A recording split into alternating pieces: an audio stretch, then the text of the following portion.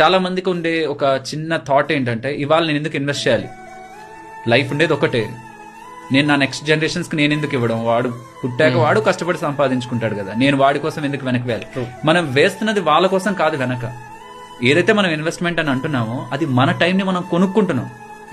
ఇవాళ మనకు వస్తున్న డబ్బులు మనం కానీ ఫ్యూచర్ మన టైం ని కొనుక్కోలేకపోతే ఎంత టైం జాబ్ చేస్తాం, ఎంత టైం మనం ఒక దగ్గర వర్క్ చేయగలం.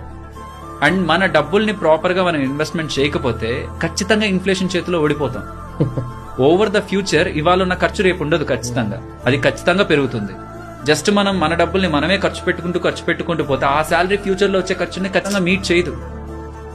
సో ఈవెన్ మనమే ఫ్యూచర్ లో ఏదైనా పెద్దగా ప్లాన్ చేయాలనుకుంటున్నా, ఫ్యూచర్ లో ఏదైనా బిజినెస్ అనుకుంటున్నా, లేకపోతే మన పిల్లల రిలేటెడ్ గా పెళ్లి అనుకుంటున్నా, ఇల్లు అనుకుంటున్నా, ఏదైనా అబ్రాడ్ ఏదైనా ప్లాన్ చేయాలనుకుంటున్నా, వేటికైనా సరే ప్రాపర్ ఫైనాన్షియల్ ప్లానింగ్ ముందు నుంచి చేయకపోతే ఏదైతే మనం మర్చిపోవాలి, నాకు అవసరం లేదు, నేను ఎంజాయ్ చేస్తాను, ఫ్యూచర్ లో సఫర్ అవుతాను, అదే నేను యాక్సెప్ట్ చేయాలి. లేదు నేను ఫ్యూచర్ లో సఫర్ అవును, ఫ్యూచర్ లో నా ఫ్రీడమ్ నాకు కావాలనుకుంటే ఖచ్చితంగా మనం ఇన్వెస్ట్మెంట్ చేయాలి.